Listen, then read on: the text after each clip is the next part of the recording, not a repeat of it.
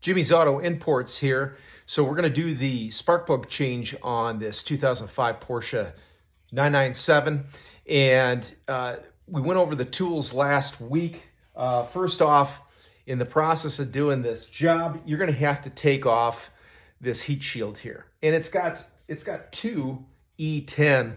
It's an exterior Torx, which is otherwise known as an 8mm. Makes it really easy. You can buy the E10 extractors, but in this case, an 8mm socket or a ratcheting box-in wrench like what I'm using will take this off. And this is your E10. I like this tool because it's really small and it can get in there. Now, that's the easy bolt to get off right there. And the next one is back underneath here. It's back this direction. And I'll bring the camera in there and show you what that looks like. All right, so the front side of the heat shield, we took that E10 bolt out. Now, the other bolt, I'll shine a light in, is right in that slot right there. You don't have to go through there, but what we're gonna do is we'll use this ratcheting box-in wrench, get it on there, and this makes it easy. It's really narrow. Okay, so all you need to do is break it loose and then you can take it out with your hand. Okay.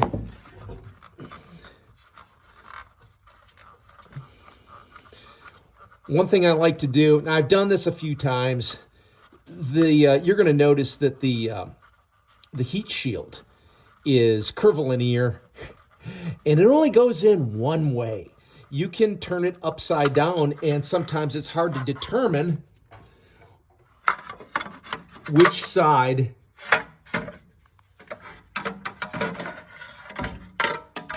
goes forward and back. Okay, so let's take a look at this right here. I'll set it down. Okay, here's your heat shield. On the back side, it's scalloped out. On the front side, it's straight. If I flip this over, I've got that's going to stop debris from getting back there. I don't have it on this other side. You cannot flip this around and try and put it in, obviously. So, make sure that you've got proper orientation when you put it back in. What you see now, this is the coil for your 6th cylinder. And it's going to have the Torx 40 nut here as well as here. So we'll get that out next. So over on the passenger side, the 6th cylinder, we've got this grounding strap here. You can leave that in place.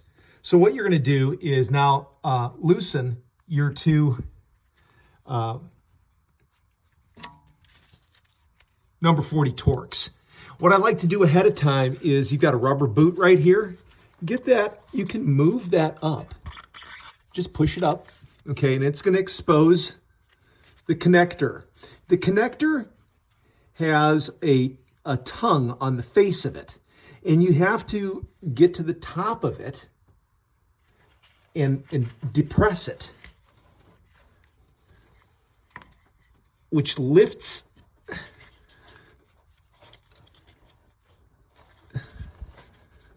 the connector. There we go. So we've gotten the connector out.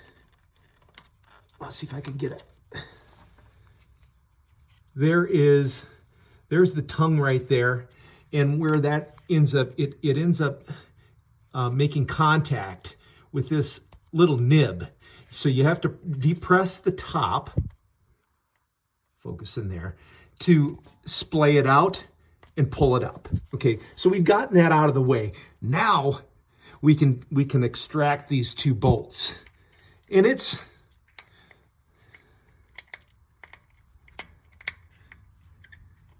did I get the wrong T? It's not a T40. Good Lord. All right, guys, it is a T40, and put it in there and just break it loose. Not a lot of torque holding that down. I originally couldn't get the T40 in there because there was some corrosion on the front of the bolt. All right, we'll get the second one. There we go. Just kind of crack that loose. Makes it really easy with that ratcheting box and wrench. All right, with both of those T40s taken out, you can just simply and carefully pull your coil out. And right in between, there she is. Now, when you put this back in, I typically will put that dielectric grease. I'll just put a little teeny dollop right on right in the opening, and push it right back in. All right, so that's out. Now we can take our spark plug out.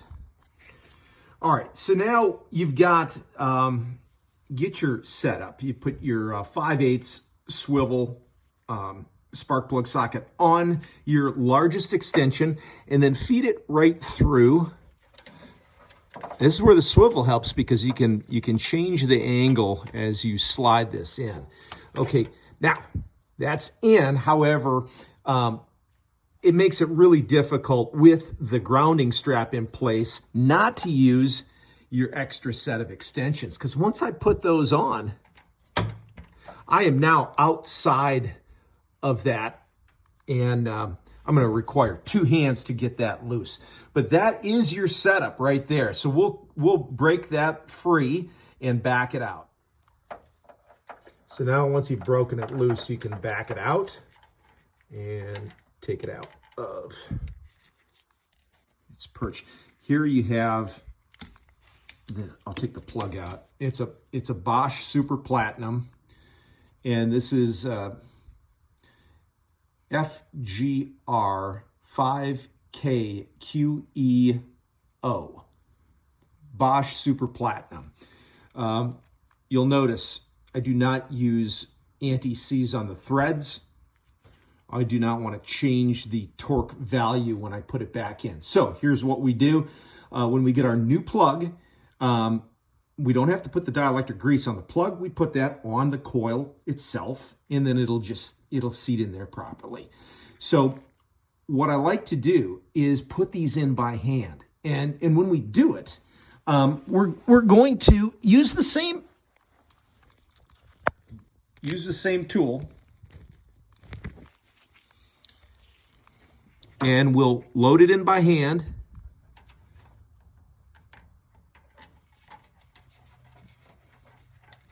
I'll do this with the new one. And I go backwards first. I wait until I hear and feel a click. There we go. And then I can go forward. All right. Now, when we tighten this up, we're going to use a torque wrench. We're going to torque this down to 32 Newton meters. That's the spec, 32 Newton meters. That ends up being 24 foot-pounds. Okay, that's the spec. This is a 997.1. Okay, so that's it in a nutshell. You just now do the reverse. You can see as you get into the 5th and the 4th set of spark plugs, you're going to have to utilize, that's where you really want to utilize these extensions, and definitely have that 5/8 spark plug socket on a swivel. That is really the only way you can get that number 4. And then also, I believe the number 1 on the opposite side. Thanks for watching.